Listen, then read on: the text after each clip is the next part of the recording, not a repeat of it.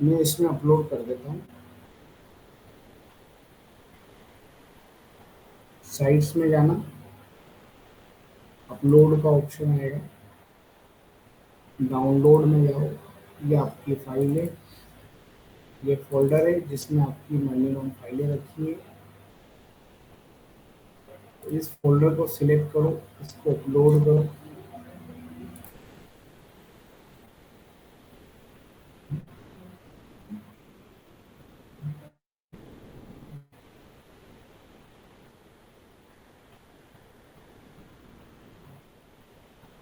ये वाली आ गई, ये हाँ ये।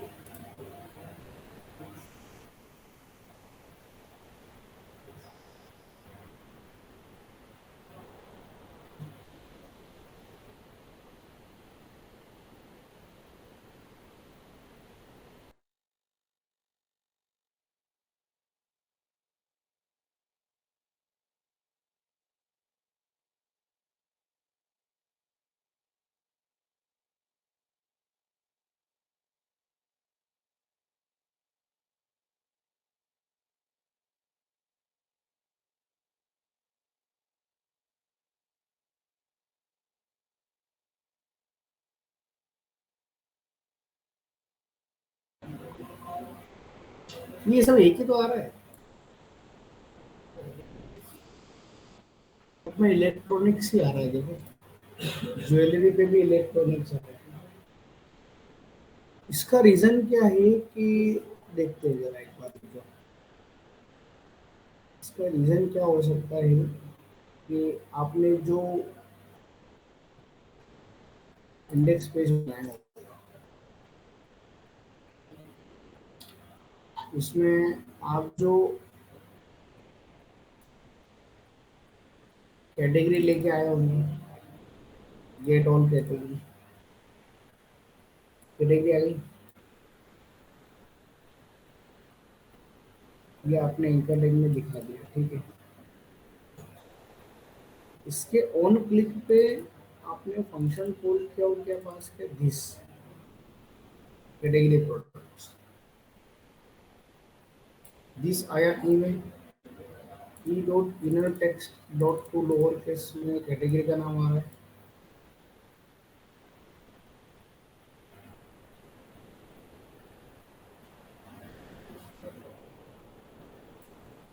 यूआरएल तो सही है, फिर ये सब एक ही क्यों दे रहा है।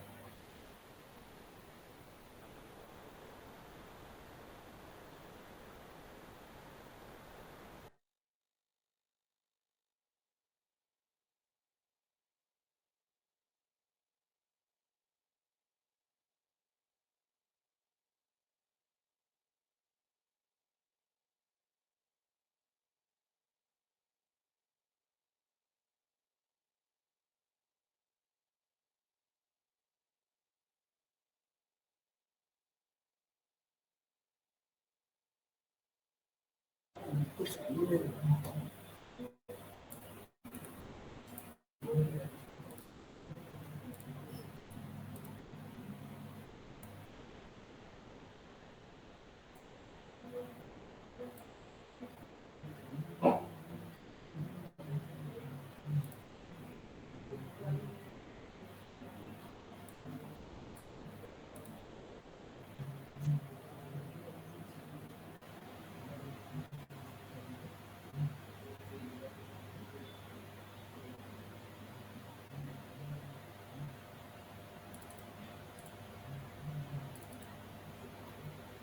कैटेगरी के अंदर फिर इसको API, अरे ये डाटा तो आ रहा है, डाटा को स्टोर कहाँ किया। ये जो रिस्पॉन्स में डाटा आ रहा है,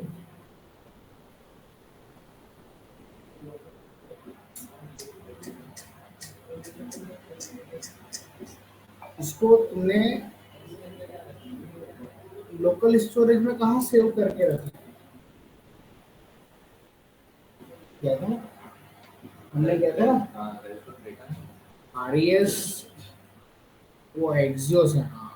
यहाँ पे कुछ मिसिंग है हर्षिता, यहाँ पे क्योंकि जो रिस्पॉन्स आ रहा है उसमें से आपको डाटा निकालना है और उसको आपको लोकल स्टोरेज में सेव करना है।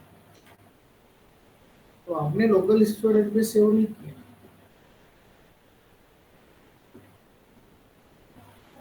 जब हम किसी सिंगल कैटेगरी पे क्लिक करेंगे किसी पे भी, तो जो डाटा आएगा वो लोकल स्टोरेज में जाएगा और यहाँ पे तो लोकल स्टोरेज।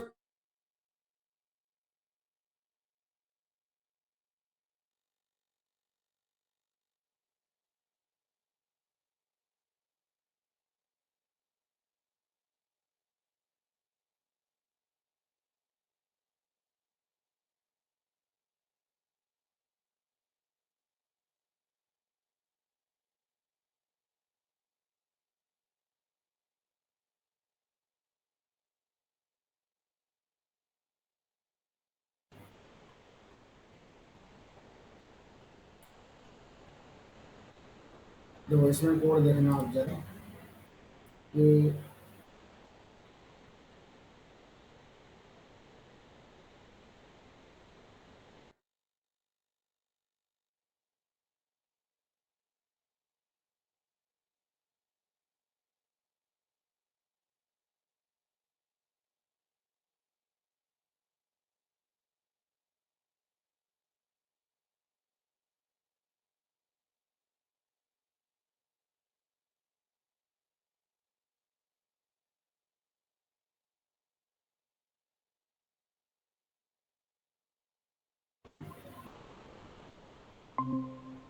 समझ में आया वर्षिका, प्रॉब्लम कहाँ आ रही है।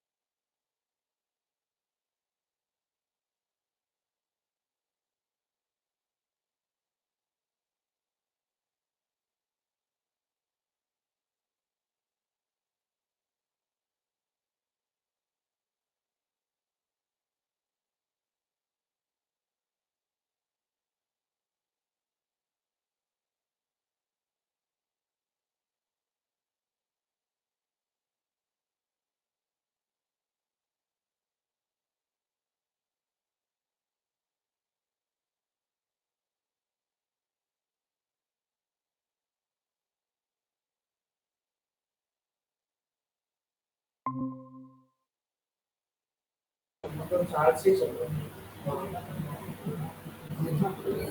आगे लेट आगे।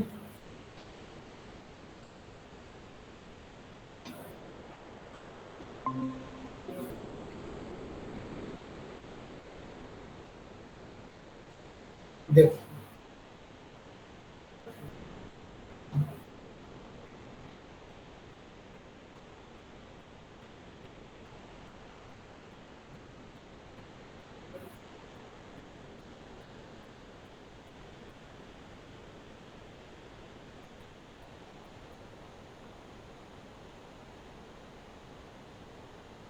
नेट कौन सा चल रहा है बताइए।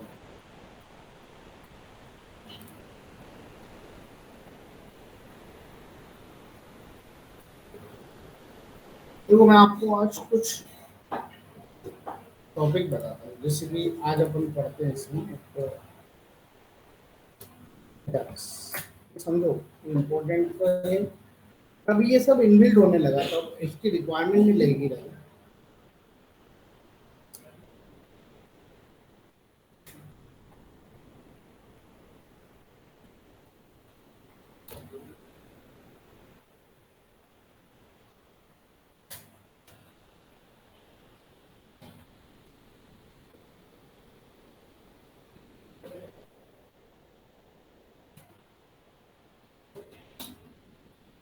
डक्स का फुल फॉर्म क्या है?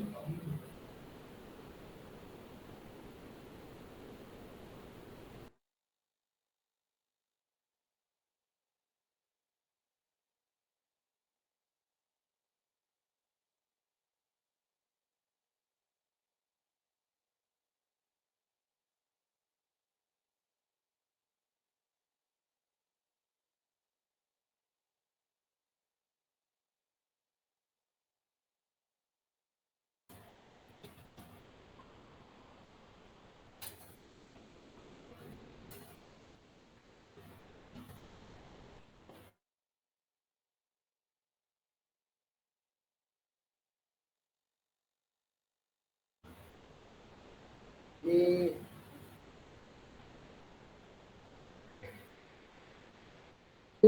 get the data from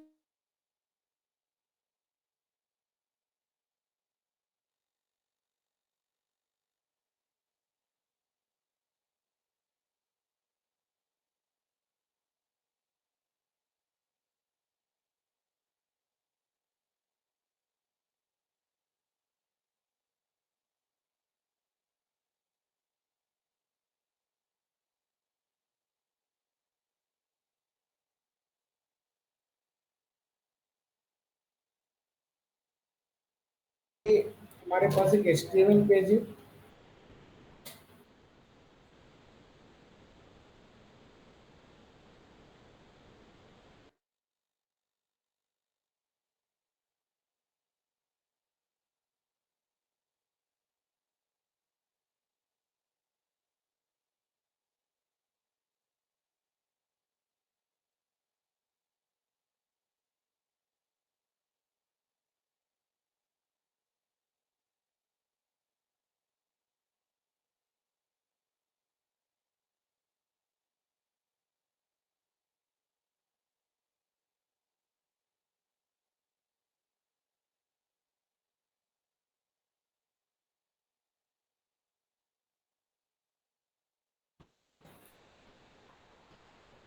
तो क्या करना है हमें,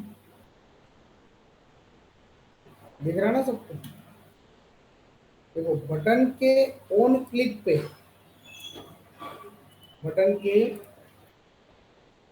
के ऑन क्लिक पे हमें इसके अंदर इमेज लेके आना है, पर इमेज जो आएगी वो दूसरे पेज से आएगी। तो यार ये तो हमने करा ही नहीं, ये कैसे करेंगे?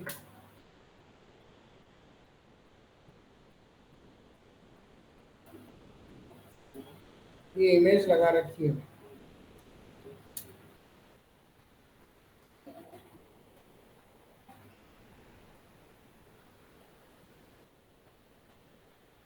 करना क्या है कि बटन के क्लिक पे हमें इमेज लेके आना है इस बॉक्स में। कहाँ से लेके आना है इमेज? तो किसी दूसरे पेज का रिस्पॉन्स मेन पेज पे कैसे लेके आओगे? हम हैं अजाज dot H T M L पे, रिस्पॉन्स कहाँ से लाना है? Image dot H T M L से। ये हमारा रिस्पॉन्स है, लाना कहाँ पे? इस बटन के क्लिक पे इस व्यू के अंदर लेके आना। तो कैसे लेके आओगे आप? उसके लिए वर्किंग में आता है अपना अजाज। तो बटन के ऑन क्लिक पे हम एक फंक्शन बनाएंगे, गेट डेटा। ये फंक्शन बनेगा हमारा,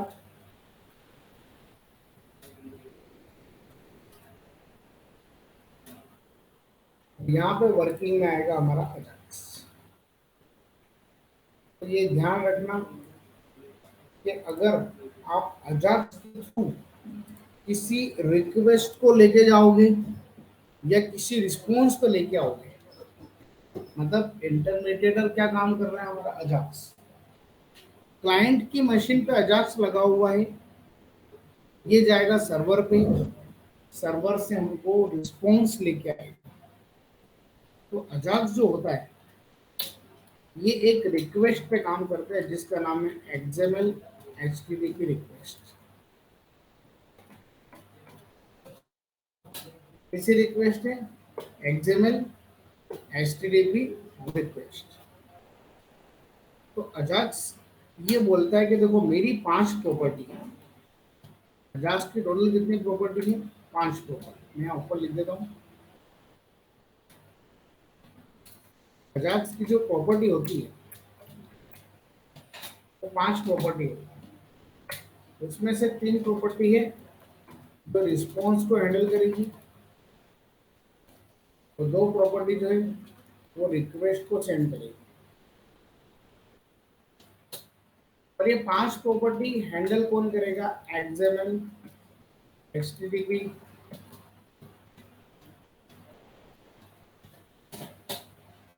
एक्सएमएल एचटीटीपी रिक्वेस्ट। ये एक, जैसे कि अपने कंस्ट्रक्टर पढ़ा था ना प्रोमिसेस में, प्रोमिसेस कंस्ट्रक्टर, वैसे भी एक कंस्ट्रक्टर है, मतलब क्लास बना रखी है इन्होंने। इसका हम एक ऑब्जेक्ट बना लेते हैं। इसका ऑब्जेक्ट बना लो X H R, X XML HTTP R request. और कंस्ट्रक्टर जब भी बनता है तो मेमोरी एलोकेट करने के लिए किसका यूज करते हैं? न्यू। तो एक्सएमएल एचटीटीपी रिक्वेस्ट ने अपना एक ऑब्जेक्ट बना दिया। अब ये 5 प्रॉपर्टी इस ऑब्जेक्ट से ही हैंडल होगी। किससे हैंडल होगी? ऑब्जेक्ट से। तो हम भी बना लेते हैं। हमने एक ऑब्जेक्ट बना दिया, तो डायरेक्ट लिखा हुआ है। तो अगर असिंक्रोनसली काम करना है, चाहे आप जावास्क्रिप्ट में करो चाहे आप जेक्वेरी में करो, इस रिक्वेस्ट के बिना असिंक्रोनसली हैंडल होता ही नहीं है। तो प्रोमिसेस भी इंटरनली इसी का यूज कर रहा है, पेज भी इंटरनली इसी का यूज कर रहा है, एक्सियोस भी इंटरनली इसी का यूज कर रहा है। डाटा लेके आना है, ये डाटा सेंड करना है, तो उसके लिए आपको एक्सएमएल एचटीटीपी रिक्वेस्ट की हेल्प लेना पड़ेगी। अब 5 प्रॉपर्टी में से सबसे पहले प्रॉपर्टी रिस्पॉन्स को हैंडल करेंगे, पर कॉल कौन करेगा? X H are. देखो पहली प्रॉपर्टी 1 से 4 ने कॉल किया। अच्छा, पहले हम रिस्पॉन्स को हैंडल करना सीख रहे हैं। एक्स एटा डॉट, पहली प्रॉपर्टी होती ऑन रेडी स्टेट चेंज। आपको याद नहीं रखना है, बस समझना है, या तो रट लो उसको। तो ऑन रेडी स्टेट चेंज एक प्रॉपर्टी होती है जो एक फंक्शन को स्टोर करती है एनोनिमस, और इस फंक्शन के अंदर वो डेटा रहेगा जो आपका सर्वर से आएगा। ऑन रेडी स्टेट चेंज क्या करती है? It store the function which contain the data sent from server। अभी डाटा आया नहीं है, मैंने ये बोला है कि ऑनरेडी स्टेट चेंज एक फंक्शन को स्टोर करती है। तो वो फंक्शन स्टोर किया है इसने। इस फंक्शन के अंदर वो डाटा रहेगा जो कहाँ से आएगा? सर्वर से। अभी आया नहीं है। सर्वर मतलब क्या? हमारा सर्वर तो यही है, वो तो इमेज लेके आनी है और क्या। तो डाटा कैसे लेके आएंगे? डाटा लाने के लिए सेकंड प्रॉपर्टी होती है, इसका नाम होता है रिस्पॉन्स टेक्स्ट। तो रेडी स्टेट। अब यहाँ कंडीशन लगाएंगे। अच्छा, ये भी प्रॉपर्टी है, उसको भी कॉल कौन करेगा? Etcetera. Etcetera dot ready state. अगर ready state equal equal to कितना हो गया? 4। तो इन्होंने फिक्स कंडीशन बना दी कि रेडी स्टेट अगर 4 हो गया, मतलब ये मान लो कि आपका डेटा सर्वर से आ चुका है, और उसके लिए रेडी स्टेट क्या होती है? 4। देखो 4 क्यों लेते हैं? जैसे कि आप गूगल पे कोई भी चीज डाउनलोड करते हो, तो सबसे पहले आपकी रिक्वेस्ट इनिशियलाइज होती है, उसके बाद सर्चिंग होती है ना, उसके बाद डाउनलोडिंग होती है, और फोर्थ में क्या होता है? कंप्लीशन। तो एक तरीके से कि स्टेप तो लग रही है ना, एकदम तो डायरेक्ट लाके नहीं देगा गूगल आपको। तो ये जो प्रोसेस होती है, तो इन्होंने 1 2 पे काम नहीं किया है।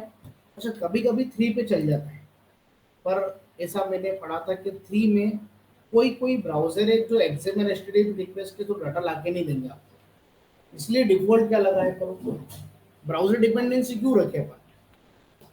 समझ में आ रहा है? तो अगर ये रेडी स्टेट 4 हो गया, तो हमारा डेटा आ चुका है, मतलब ये जो इमेज है ना, ये आ गई मान के चलो। अब ये कहीं तो रखना पड़ेगा। तुमको रखना कहाँ है? एक ड्यू के अंदर, जिसकी आईडी का नाम क्या है? रिजल्ट। यहाँ रखना है हमें। तो इसको तो मैं टारगेट कर सकता हूँ कैसे? Document dot gate element by ID. ID का नाम क्या है? Result dot inner HTML. और इसके अंदर अब जब भी आप अजाक्स को बोलोगे ना कि भाई डाटा लेके आए, तो अजाक्स पहले अपने पास रखता है, तो उसके लिए थर्ड प्रॉपर्टी होती है। देखो, पहली प्रॉपर्टी ऑनरेडी स्टेट चेंज, दूसरी प्रॉपर्टी कौन सी होती है? रेडी स्टेट, और तीसरी जो प्रॉपर्टी, कॉल तो इसी के थ्रू करना पड़ेगा, इसको बोलते हैं रिस्पॉन्स टेक्स्ट। तो अजाक्स का जब भी डाटा आएगा, तो वो रिस्पॉन्स टेक्स्ट में जाएगा, और ये रिस्पॉन्स आपको आपके डेस्टिनेशन पे लाके दे देगा। आपको ड्यू में दिखाना है, पैराग्राफ में दिखाना है, बस टारगेट कर लो उसको। तो ये 3 प्रॉपर्टी थी रिस्पॉन्स को हैंडल करने की। पहली होती है ऑलरेडी स्टेट में, दूसरी होती है रेडी स्टेट, और तीसरी होती है रिस्पॉन्स। अभी अजाज को नहीं पता है कहाँ से डाटा लेके आना है। अब हम भेजेंगे हमारी रिक्वेस्ट। मैंने बोला था रिक्वेस्ट को भेजने की 2 प्रॉपर्टी है ना। तो कैसे भेजेंगे? एक आर डॉट, सबसे पहले रिक्वेस्ट को ओपन करो। तो फंक्शन कौन सा होता है? पहला होता है type of request. Type of request अभी क्या है? गेट ही करना है, पोस्ट तो नहीं करना, गेट लगा दो। दूसरा होता है यूआरएल, कौन से पेज से डाटा लेके आना है, तुम्हें एक बार एचटीएमएल है ना। और डाटा ट्रांसमिशन कैसा करना है? सिंक्रोनस करना है कि असिंक्रोनस करना है? असिंक्रोनस करना है तो ट्रू लगा दो, सिंक्रोनस करना है तो फॉल्स लगा दो। समझ में आया है ना। तो रिक्वेस्ट भेजने की एक प्रॉपर्टी होती है ओपन। अब हमने अजाक्स को बता दिया कि भैया आपको यहाँ से रिस्पॉन्स लेके आना है, तो अजाक्स को ये पेज तो दिख रहा है पर उसको पुश करना पड़ेगा।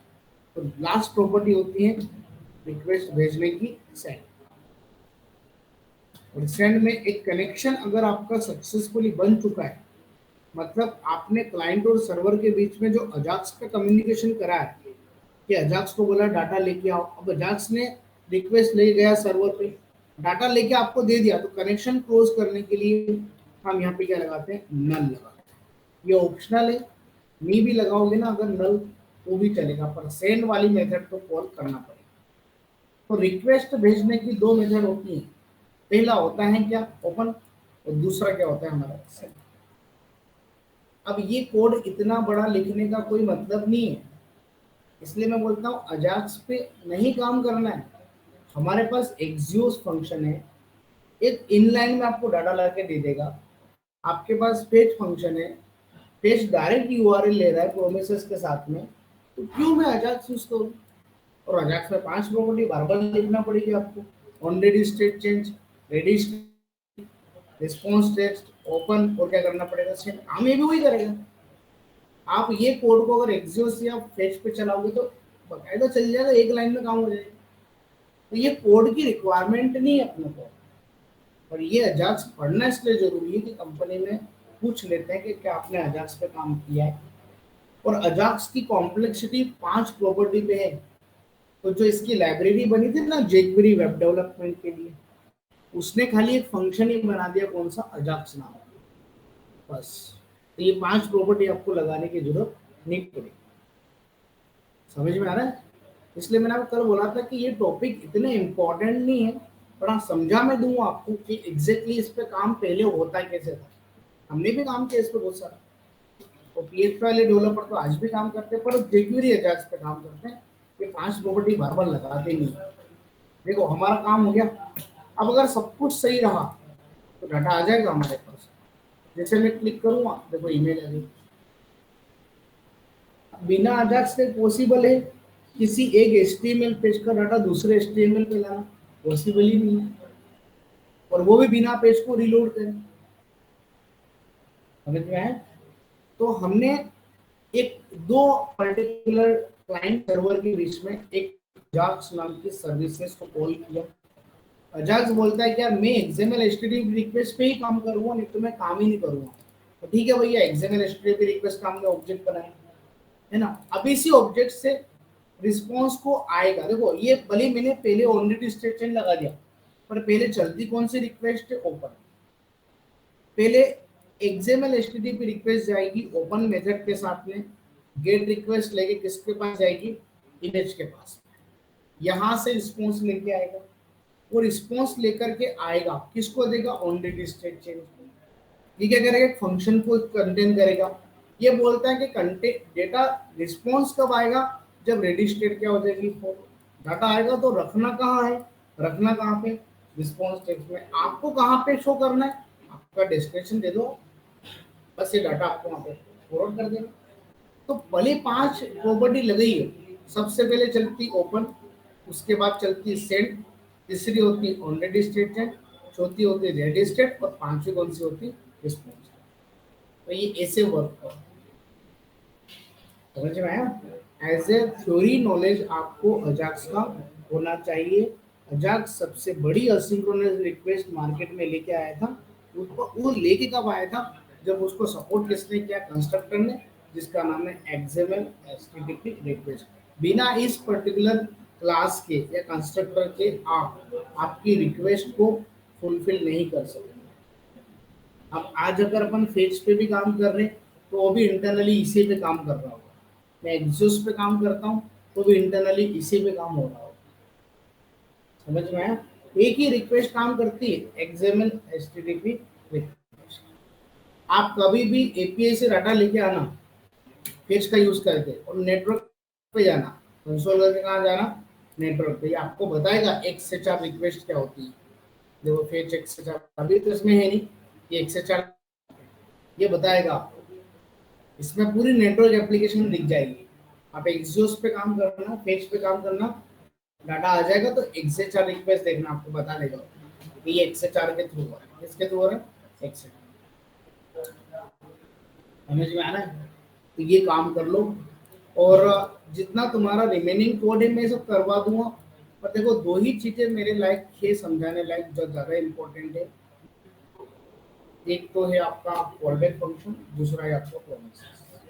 इसमें आपको तीन चार चीजें बहुत अच्छे से कवर हो जाएगी। इसलिए आपका जो काम रिमेनिंग हो वो एक दो दिन में आप प्लीज फिनिश करो फटाफट, है ना।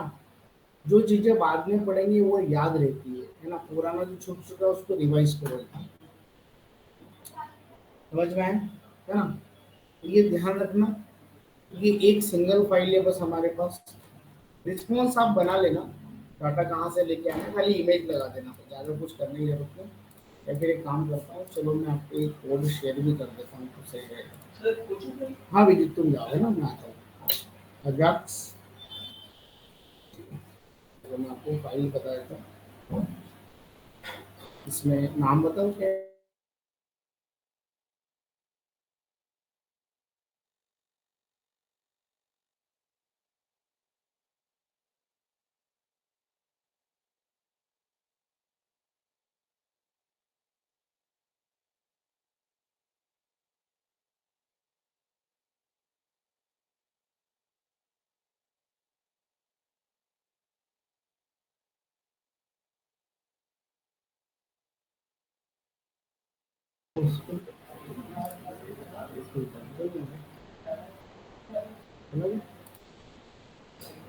ठीक है ना, काम करो, ठीक है।